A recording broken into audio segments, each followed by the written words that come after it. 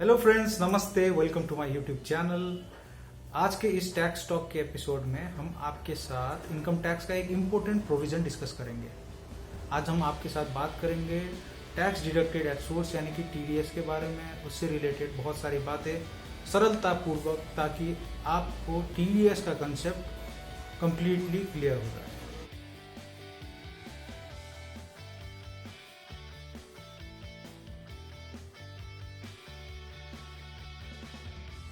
जब हम टीडीएस की बात करते हैं तो सबसे ज़्यादा परेशान हमें इम्प्लॉयज़ लगते हैं, यानी कि जो भी इम्प्लॉयज़ कंपनीज में, कॉरपोरेट्स में काम कर रहे हैं, जिनकी सैलरी टैक्सेबल लिमिट से ऊपर हो जाती है, उनका सर्टेन % ऑफ टीडीएस कटने लग जाता है। वो उस टीडीएस को बचाने के लिए बहुत सारे इन्वेस्टमेंट्स करते हैं, रेंट दिखाते हैं, चारे हो गया, ये बहुत सारी चीज़ें करते हैं ताकि उनका टीडीएस कम से कम कटे। तो ये क्या कंसेप्ट है टीडीएस का? एम्प्लॉय क्यों काटता है टीडीएस? कहाँ से आया ये टीडीएस का कंसेप्ट? क्यों हुआ ये टीडीएस? इसके बारे में आज हम सारे डिटेल में डिस्कस करेंगे। क्या सिर्फ एम्प्लॉयज़ पे लगता है टीडीएस? ऐसी बात नहीं है। एम्प्लॉयज़ को छोड़ के बहुत बिजनेसेस में टीडीएस लगता है। सेल ऑफ गुड्स को छोड़ के जनरली मैक्सिमम सर्विसेज में टीडीएस लगता है। टीडीएस में बहुत सारे प्रोविजन है, जैसे कमीशन के लिए अलग टीडीएस का प्रोविजन है, सैलरी के लिए तो आपको पता ही है अलग प्रोविजन है, अगर आप इंटरेस्ट इनकम ऑन करते हैं उसके लिए टीडीएस के अलग प्रोविजन है, अगर कोई प्रोफेशनल सर्विसेज, सीए की सर्विसेज हो गई, सीएस की सर्विसेज हो गई, लॉयर की सर्विसेज हो गई, इनमें अगर आप सर्विसेज लेते हो तो उसके लिए अलग प्रोविजन है।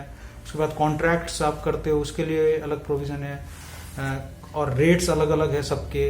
ये नहीं है कि सबको सेम रेट में लगेगा, और कुछ लिमिट्स सेट करे गए हैं इनमें कि अगर आप इतने तक की बिलिंग करते हो, इतने तक की इनवॉइसेस रेज करते हो, और इतने तक की मतलब परचेजेस करते हो, सर्विसेज की अवेल करते हो, तो आपको अल्टीमेटली टीडीएस डिडक्ट करना पड़ेगा और गवर्नमेंट को डिपॉजिट करना पड़ेगा। तो आज हम आपको मेजर जो हेड्स हैं टीडीएस के, जिनमें टीडीएस डिडक्ट होते हैं, उसके बारे में डिटेल में डिस्कस करके बताएंगे।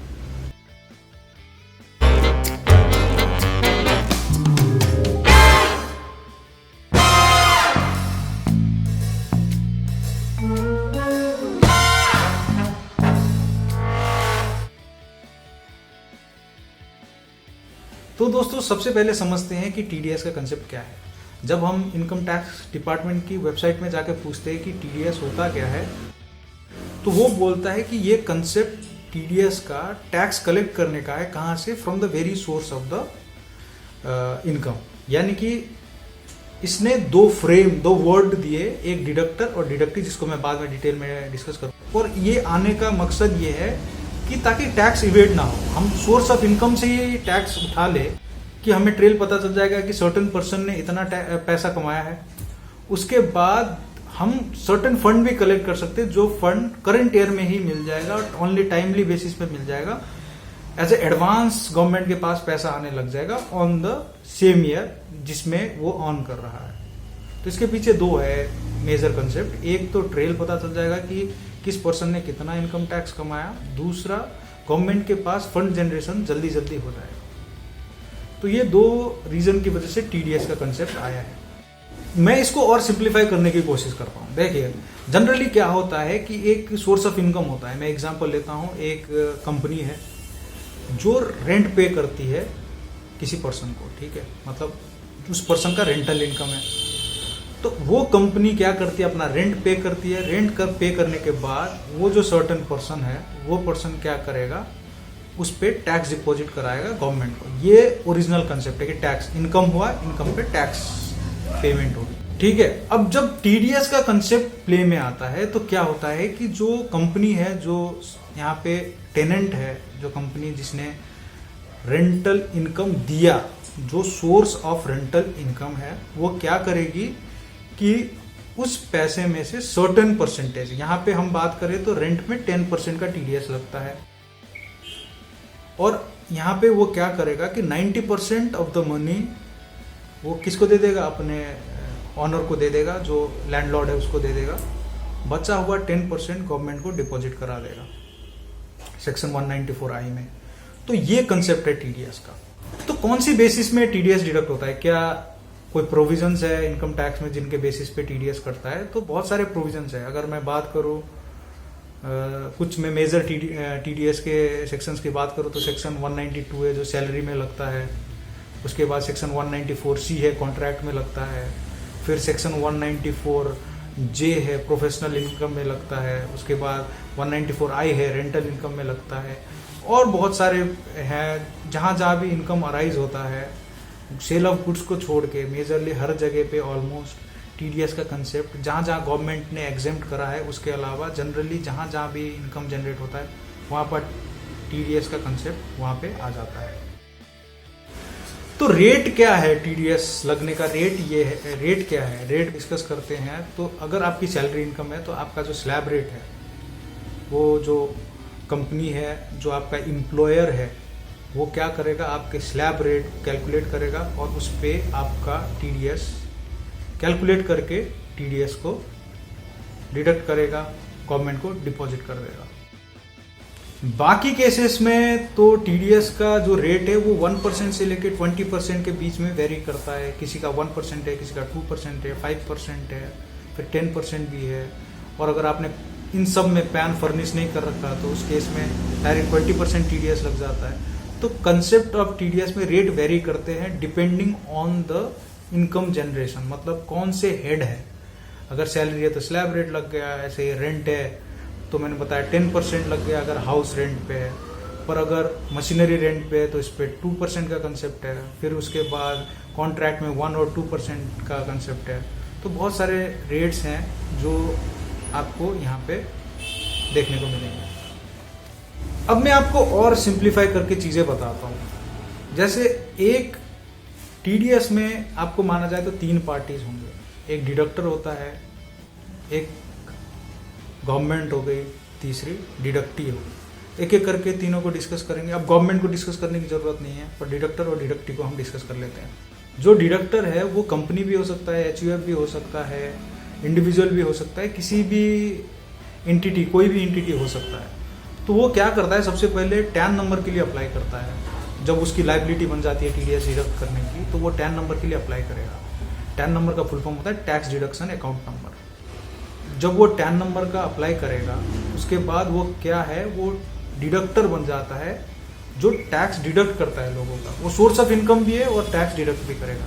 टैक्स डिडक्ट करने के बाद वो टैक्स डिपॉजिट कराएगा कहाँ पे,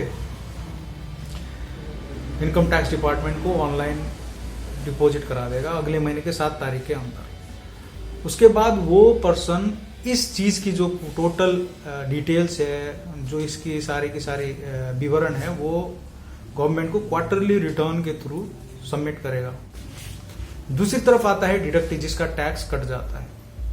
तो जब डिडक्टी की हम बात करते हैं तो डिडक्टी वो पर्सन है, वो एम्प्लॉय भी हो सकता है, या फिर अगर हम रेंट का सिचुएशन बोले तो वो लैंडलॉर्ड होगा। जो भी पर्सन इनकम अर्न कर रहा है वो इस कहानी में डिडक्टी कहलाएगा, मतलब उसका टैक्स डिडक्ट हुआ है तो उसको हम बोलेंगे डिडक्टी। तो एक बार इसको समराइज करते हैं कहानी क्या होती है।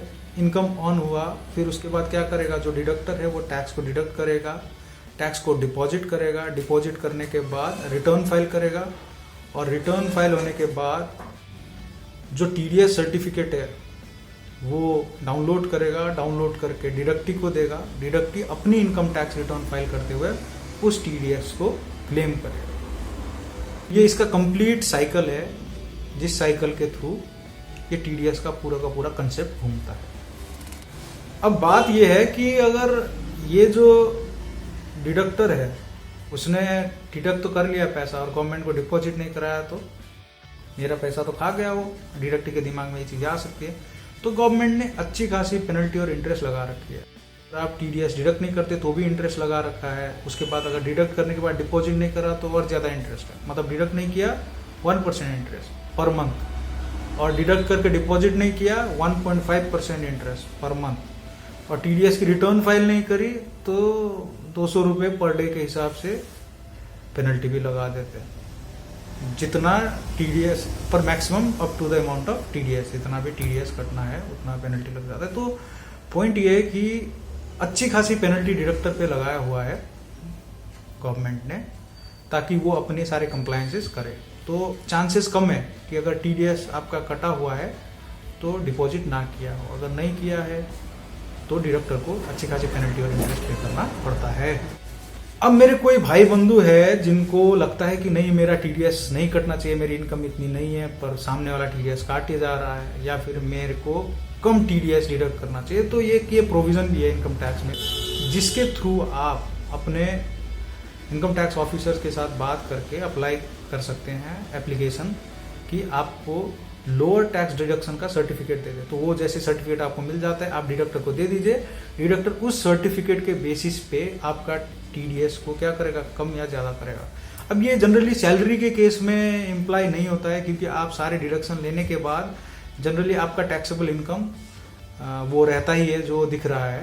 पर बाकी बिजनेसेस के केस में क्या होता है कि कुछ प्रोविजंस में सर्टेन बिल अमाउंट पे टीडीएस कटने लग जाता है, जो टैक्सेबल लिमिट के अंदर ही होते हैं। जैसे अगर इंडिविजुअल है, किसी ने 1 लाख रुपए से ज़्यादा की बिलिंग कर दी 1 साल के अंदर, तो 194C का प्रोविज़न आ जाता है।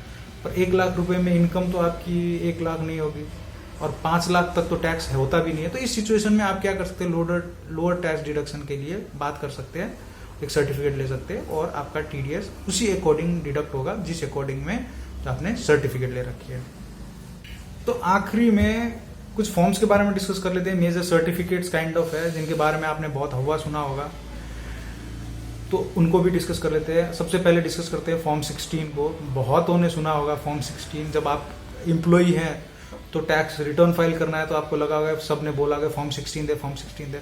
एक्चुअली फॉर्म 16 ट्रेसेस से डाउनलोड होता है। ये चीज़ ध्यान रखिएगा, आपको अगर कोई अलग किस्म का फॉर्म 16 देता है तो आप एसेट मत करना। वो फॉर्म 16 मैंने एक इमेज साइड में लगा रखा है फॉर्म 16 का, आप देख लो, वो ट्रेसेस से प्रॉपर डाउनलोड होता है, उसमें सारी डिटेल्स होती हैं, वही ओरिजिनल फॉर्म 16 है। तो जो फॉर्म 16 है उसमें जितना भी एम्प्लॉय ने आपका टीडीएस डिडक्ट करा हुआ है, उसकी कंप्लीट डिटेल, जो भी डिडक्शंस आपने क्लेम करे हैं, उसकी सारी डिटेल्स आजकल आ जाती हैं। तो फॉर्म 16 होता है एम्प्लॉयज का टीडीएस सर्टिफिकेट, उसका नाम है फॉर्म 16। मतलब मैंने आपको बताया था ना जो प्रोसेस फ्लो में, कि डिडक्टर डिडक्ट करेगा, गवर्नमेंट को सबमिट करेगा, सबमिट करने के बाद आपको रिटर्न फाइल करेगा, और रिटर्न टीडीएस की रिटर्न फाइल करेगा, फाइल करने के बाद आपको एक सर्टिफिकेट देगा, टीडीएस की सर्टिफिकेट। तो अगर आप एम्प्लॉई हैं तो आपको जो टीडीएस सर्टिफिकेट मिलेगा उसको हम बोलेंगे फॉर्म 16। ऐसे करके फॉर्म 16A है। अब ये कौन सी वाला है भाई?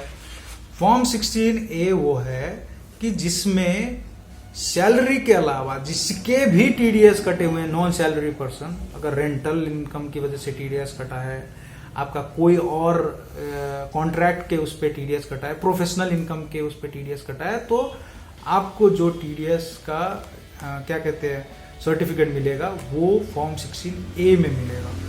तो सैलरी का फॉर्म 16 हो गया, और बचा कुचा जितना भी है वो जाएगा फॉर्म 16A के अंदर। आखिर में एक तीसरा भी है, जाना माना टर्म को बोलते हैं 26AS। तो ये क्या बोला है? 26AS भी सिमिलर ही डॉक्यूमेंट है जिसमें आपकी टीडीएस की डिटेल्स आती है। देखिए जनरली अगर हम फॉर्म 16 आपके पास है और 26AS आपके पास है, और कभी कभी क्या होता है 26AS में रिफ्लेक्ट कम करता है, और आजकल तो गवर्नमेंट 26AS को मोर कॉम्प्रिहेंसिव बनाना चाहती है। 26AS में भी वही सारी डिटेल्स एक ही जगह पे आएंगे। अगर आप सैलरी भी है, बिजनेस भी ऑन कर रहे हैं, तो आपको पूरी समरी मिल जाएगी कि इस साल में मेरा क्या क्या टीडीएस कटा हुआ है। पर कभी कभी अपडेशन में थोड़ा डिले हो जाता है, तो आप टीडीएस सर्टिफिकेट, जो मैंने 2 सर्टिफिकेट्स हैं, उनके बेसिस पे भी अपना रिटर्न फाइल कर सकते हैं, तो कोई दिक्कत वाली बात नहीं होगी। तो पॉइंट सिंपल है कि ये जो तीनों सर्टिफिकेट है। तो लास्ट एक टर्म है जिसको मैं डिस्कस करना चाहूँगा आप लोगों के साथ, वो है टीडीएस का रिफंड।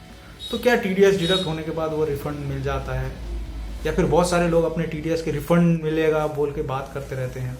तो क्या कंसेप्ट है टीडीएस और रिफंड का, क्या लेना देना है? देखिए बात सिंपल है कि इनकम टैक्स में ना 2 ईयर के प्रोविजंस है। क्या 2 ईयर? मतलब एक प्रीवियस ईयर होता है, एक असेसमेंट ईयर होता है। प्रीवियस ईयर वो होता है जिसके अंदर आपने इनकम को अर्न किया। मानिए अभी के लिए इस पीरियड में जो चल रहे हैं हम 20-21 के अंदर, ये प्रीवियस ईयर मानेंगे, तो इसका असेसमेंट ईयर हो जाएगा। दूसरा टर्म है असेसमेंट ईयर, वो हो जाएगा 21-22। मतलब इस ईयर का टैक्स का असेसमेंट हम अगले ईयर में करते हैं। तो प्रीवियस ईयर हो गया जिस पे मनी अर्न किया, और नेक्स्ट ईयर हो गया मैंने पिछले साल में कितना टोटल अर्न किया और इसमें क्या टैक्स बनेगा, उसकी रिटर्न हम अगले साल में भरते हैं, उसको बोलते हैं असेसमेंट ईयर। ठीक है। तो अगर आपका जो टीडीएस है इस ईयर में कटा, इनकम आपने अर्न किया है, सैलरी अर्न किया या नॉन सैलरी अर्न किया, जैसे भी किया, टोटल अर्न किया, ठीक है। उसके बाद आपने जब एसेस किया, एसेस करने के बाद आपको लगा कि नहीं भाई, मेरा जो टीडीएस है वो ज़्यादा कट गया है, इतना टीडीएस नहीं बनना चाहिए था, इतना टैक्स नहीं बनना चाहिए था, तो आपको जो एक्सेस टीडीएस कटा हुआ है उसका रिफंड मिल जाता है। पर जो आपका एक्चुअल टैक्स है, और कभी कभी ऐसे होता है कि आपका टीडीएस तो कटा हुआ है पर आपकी इनकम उस टीडीएस जो टैक्स है, जो इनकम टैक्स है, वो टीडीएस से ज़्यादा बन जाती है। तो मे बी आपको अपने पॉकेट से पेमेंट भी करनी पड़े, मे बी आपको एडवांस टैक्स भी पे करना पड़े विद इन प्रीवियस ईयर, बीच बीच में आपको थोड़ा थोड़ा एडवांस टैक्स भी पे करना पड़े, या फिर एट द एंड जब एसेस कर रहे हो तो आपको एक्स्ट्रा टैक्स पे करना पड़े, और डिले की वजह से मे बी इंटरेस्ट भी पे करना पड़े। तो ये जरूरी नहीं है कि आपका टीडीएस कटा है तो वो रिफंड आएगा। टीडीएस आपका ही टैक्स जमा हुआ है, पर ज्यादा जमा हो गया तो रिफंड मिलेगा, कम जमा हो गया तो और पे करना पड़ेगा। तो ये सिंपल कंसेप्ट है। आशा करता हूँ आपको कुछ जानकारी दे पाया, कुछ समझ में आया होगा, आपको चीज़ें क्लियर हुई होंगी। ऐसे ही और वीडियोस लेके आपके साथ आता रहूँगा। मेरे चैनल को लाइक, शेयर और सब्सक्राइब करते रहिए। मिलते हैं अगले वीडियो में। नमस्ते।